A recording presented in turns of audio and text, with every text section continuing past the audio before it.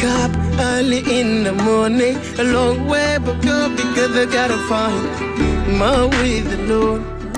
On était dans le sport et dans la gym plutôt. Eh bien, restons-y avec Ousmane Tchanessar, qui est le président de l'Union culturelle et sportive des travailleurs du port autonome de Dakar.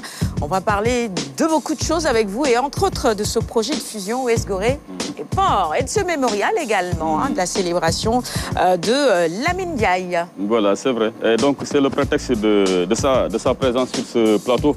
Le mémorial Lamine Ndiaye, une grande gloire, une ancienne gloire donc du port et du sport sénégalais d'une manière générale. Et vous avez décidé donc de vous arrêter, de lui consacrer, disons, ce bel hommage-là. Donc félicitations rien que déjà pour ce devoir de mémoire dont vous faites preuve. Alors, Président, Lamine Ndiaye, qu'est-ce qu'il aura représenté finalement dans l'histoire du port et du sport sénégalais d'une manière générale, au point que vous décidiez de véritablement le célébrer?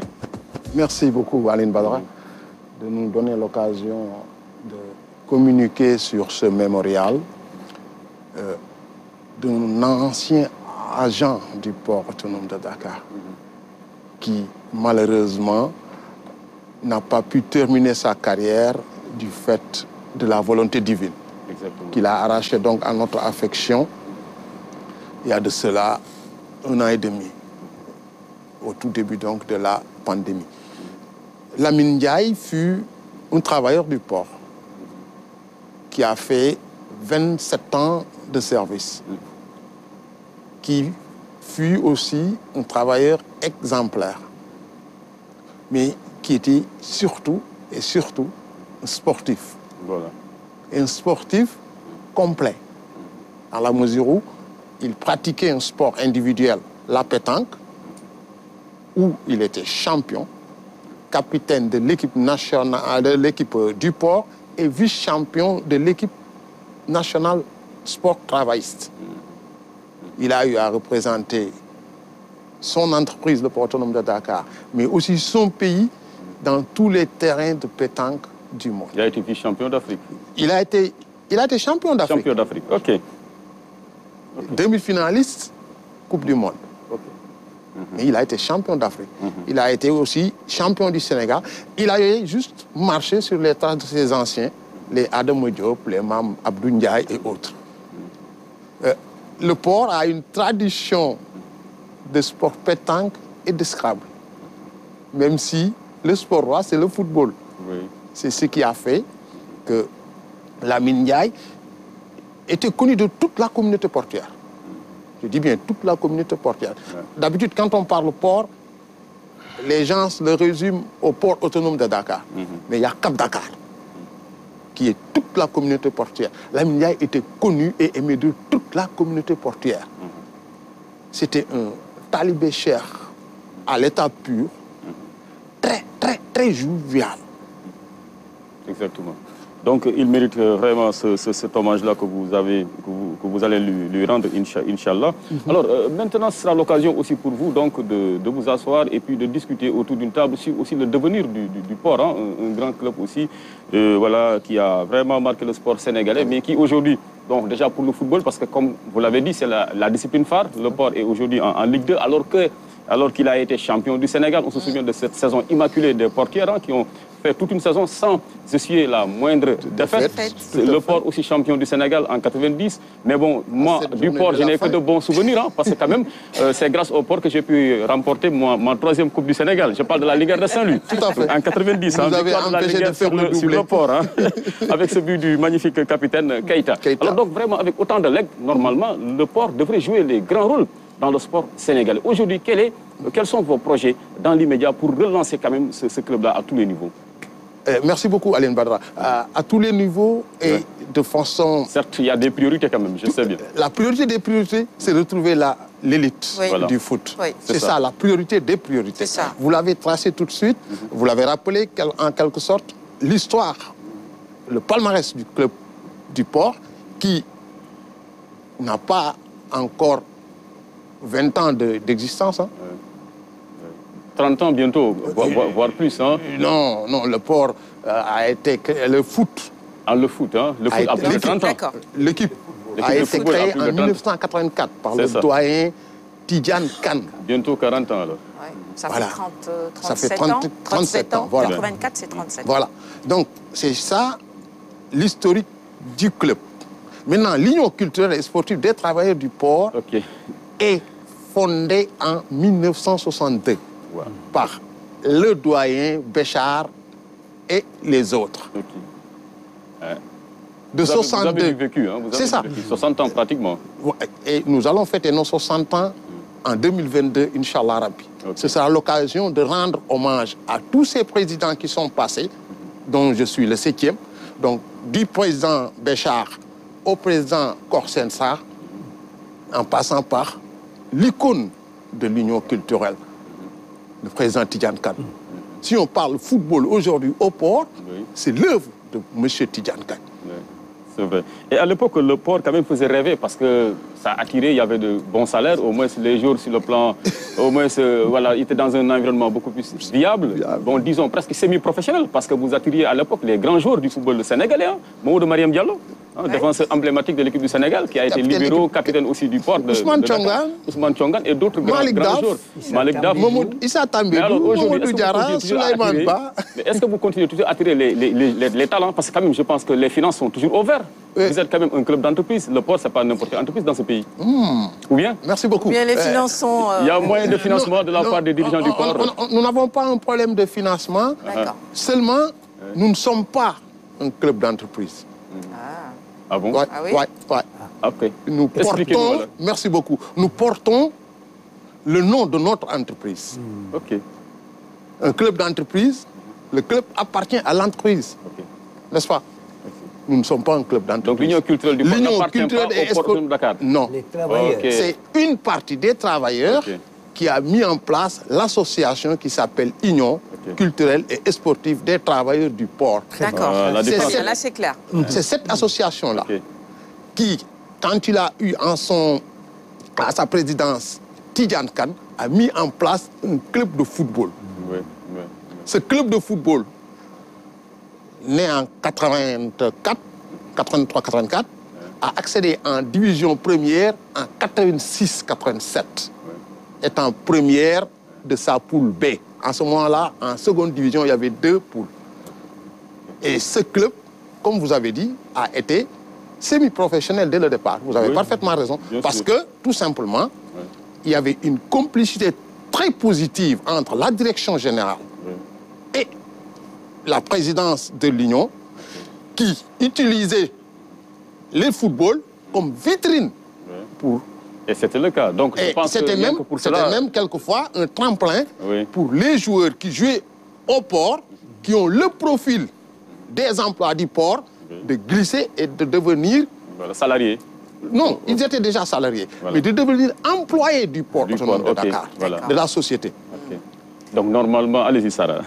Non, moi je voudrais peut-être revenir sur ce projet dont on a parlé, cette fusion qui pourrait peut-être changer les choses finalement, non? US Gorée, port. Vous savez... Comment vous voyez les choses, vous? Normalement, la passerelle, elle est naturelle, quoi. Hein? Les Goréens, ils passent toujours par le port. C'est naturel du vu de la position des 2 clubs, mais ce n'est pas aussi simple que ça. Je vous ai dit tout à l'heure, Gorée date de 33 ans, si je ne me trompe pas. Bientôt centenaire, hein? Bientôt centenaire. Bientôt centenaire.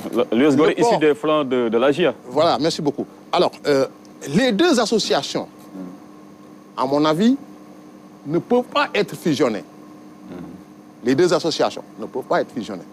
Mais les 2 sociétés qui gèrent le foot professionnel peuvent être fusionnées pour avoir un club fort. Et d'ailleurs, cela fera l'objet quand même de débats lors de ce mémorial-là. Hein? Merci beaucoup. Donc, nous, notre vision des choses, l'Union culturelle et sportive des travailleurs du port, c'est une association des travailleurs du port. D'accord. C'est clair. Sa société, Port Sport, qui gère le foot professionnel, peut bel et bien être fusionnée à la société pro qui gère le foot à Gorée pour former un très grand club solide qui aura 2 avantages.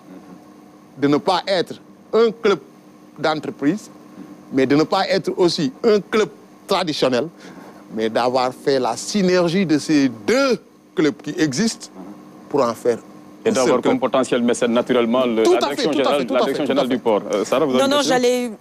Enfin, puisqu'on parle du mémorial, justement, revenir sur les temps forts de cette célébration. C'est ça. Le mémorial, donc, sera organisé le dimanche 28 avec la Fédération sénégalaise de sport travailliste de notre père, le président Tony Ndoye, que nous remercions énormément. Pour dire vrai, l'idée est de lui. Nous, on voudrait une journée au niveau du port. Il a dit non, Lamine Ndiaye ne vous appartient plus. Lamine Ndiaye appartient au sport travailliste. Donc, le maître d'œuvre de cette journée, mieux, il parraine cette journée. Le jet de bouchon sera fait par notre directeur général, Aboubakar Sadikh Bey. Et dans son fief aussi, n'oubliez pas, le boulodrome national se trouve à Dieuppeul. Alors donc, ça fait tilt. Mais surtout, ça va permettre à la communauté portuaire de rendre hommage à un digne fils. Comme je vous l'ai dit tantôt, Lamine Ndiaye était Lamine Ndiaye de tout le port. Et quand je dis port, je ne parle pas de SN Port. Je parle du port de Dakar. De l'ensemble des portiers, de la famille portière. Voilà. Alors, en revisitant un peu les papiers, alors j'ai vu que déjà cette compétition, ce mémorial risque d'être vraiment internationalisé, puisqu'il y a déjà des Comoriens, des Français, des Malgaches qui sont là. Et donc, beaucoup de nationalités. Je crois que c'est un mémorial qui va prendre une envergure vraiment internationale. Alors, moi, j'aimerais, avec le président Ousmane Tiané, revenir sur un événement qui s'est passé tout dernièrement. C'est donc l'avènement de l'équipe de basket du port, parce qu'on n'entendait pas le port en basketball. Mais aujourd'hui, le port qui retrouve l'élite. Qui va vers l'élite. Je crois que c'est une première dans les annales du port. Donc, une équipe du port à l'élite du basket sénégalais. C'est ça, Major Tanaka, merci beaucoup. La section de basket du port autonome de Dakar a réussi, après 4 ans d'existence, d'accéder à la division d'élite. 4 ans. Elle a été créée il y a de cela en 2019, 2018-2019. On n'avait que la section de pétanque, section football et la section de natation. Maintenant, depuis 2019, avec l'avènement du directeur général Aboubakar Sadikh Bey, qui croit aux valeurs du sport, on a diversifié et un de nos collègues, à l'occurrence El Hadj Bekayba, qui est le président de la section de basket, a mis en place l'équipe de basket. Ils ont joué en 2000, ils sont affiliés donc en 2018-2019. Ouais. Et en 4 ans Moins de 4 ans. C'est en 3 saisons. Ils ont joué 3 saisons, dont une a été écorchée à cause de la pandémie. Oui, la Covid. Et la première, c'est sur une réserve administrative qui n'ont pas participé au tournoi de montée. Cette année, ils ont participé au tournoi de montée et on a battu en finale l'équipe de notre PCA. Pas de partie. Mais c'est ensemble. C'est une belle défaite pour lui parce que de toute façon, sur tous les tableaux, il serait gagnant. C'est ça. Voilà. Vous avez tout compris. D'un côté comme de l'autre. Merci beaucoup. Donc, c'est ça. Et nous pensons que cette réussite de la section de basket va faire tilt pour la section de foot dirigée par Pape Ogombeng. On l'espère. Vraiment, parce que c'est tout le mal qu'on peut leur souhaiter. Surtout, et je serai beaucoup plus à l'aise en ce moment-là parce que mon péché mignon, c'est que j'ai un penchant trop pour le foot. C'est normal. Je suis C'est normal. Mais la réussite est du côté du basket et de la pétanque. Avec Lamine Ndiaye, on a eu vraiment beaucoup de succès. Très bien. Merci et la relève est assurée par Alassane Fall. À la tête de cette section, il y a El Hadj Ibrahima Thiam. Ouais, un chairman. Chef de section. Voilà. Et sur les dates à retenir, donc le mémorial, ce sera... C'est le 28, dimanche. Non, ce dimanche. Ce dimanche, oui. On y est, Et pratiquement. au niveau donc, du boulodrome Arona Diagne, feu Papa Arona Diagne, à Djebel, ex-Saldia. C'est ça. Jeudi prochain à 10h par le directeur général du port autonome de Dakar, Aboubak Saderbé. Nous vous invitons tous, Inch'Allah. parce que vraiment, nous voulons, comme l'a dit tantôt le major Tanara, le mémorial s'est internationalisé de lui-même. Les Marocains qui nous ont invités chaque année, ils ont décidé de venir alors qu'ils n'étaient même pas... Il y a aussi le Mali. Hein? Voilà. Il y a les Marocains, les Comoriens, les Malgaches, les Maliens, les Mauritaniens et nos cousins gambiens. Mais tout ça, c'est l'œuvre du président Tony Ndoye. Inch'Allah. Ok. Nos meilleurs vœux vous accompagnent, Président. Restez avec nous. Hein. Bon, avant la fin de cette émission, vous reviendrez aussi sur les autres aspects de ce programme, donc dédié à votre ami, donc à cette figure emblématique du port qui est Feu Lamine Ndiaye, mais aussi sur peut-être voilà quelques, disons, récompenses. Quelques récompenses aussi donc pour les pays participants et aussi sur ce grand projet de fusion, n'est-ce pas, qui se prépare avec l'US Gorée.